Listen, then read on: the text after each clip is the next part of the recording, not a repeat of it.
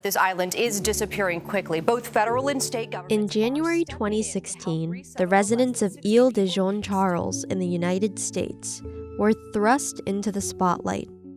Less than 10% of the land that stood 6 decades ago remains today.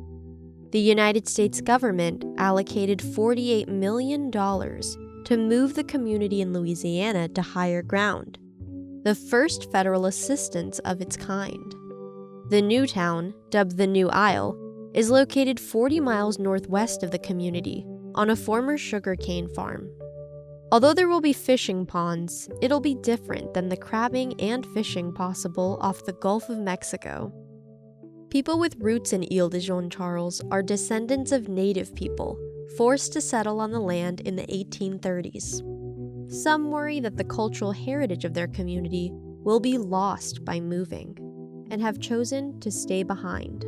5.5 years after the initial announcement, residents who have decided to relocate have seen a glimpse of where their new homes will be built. Across the world, similar difficult decisions will have to be made.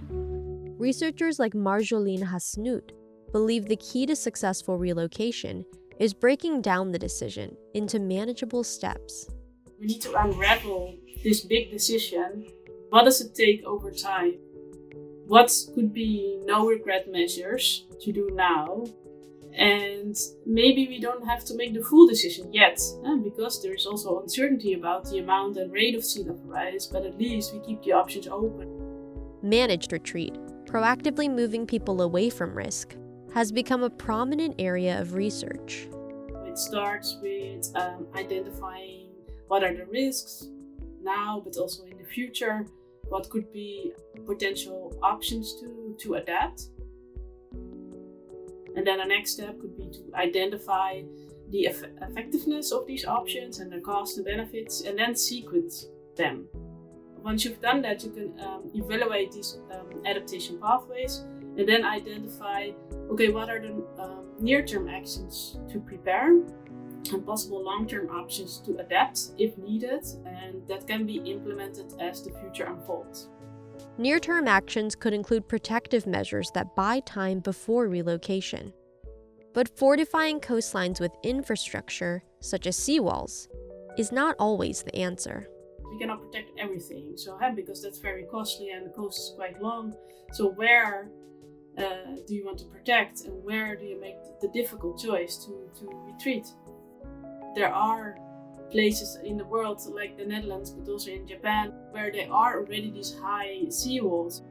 To some extent they can be built, but on the other hand we get more disconnected from the sea, and the sea also provides us goods like livelihoods and recreation and tourism.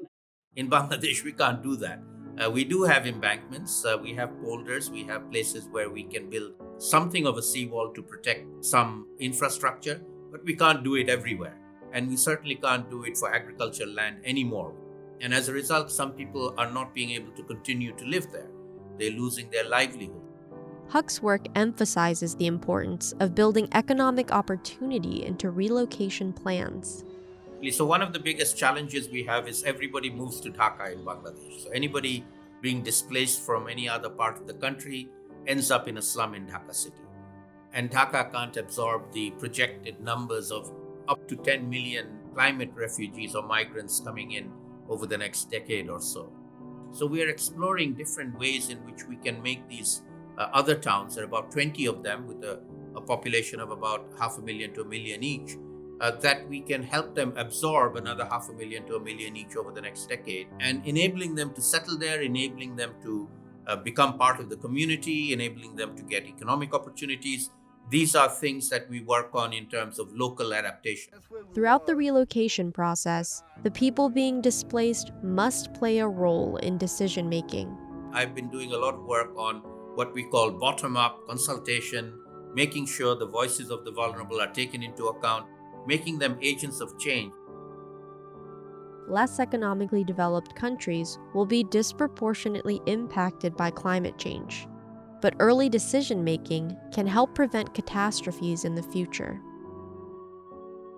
Sea level will rise in the future, and no matter what we do, it will rise in the for decades and even in the next centuries, and that many decisions that we take now have a very long legacy into the future.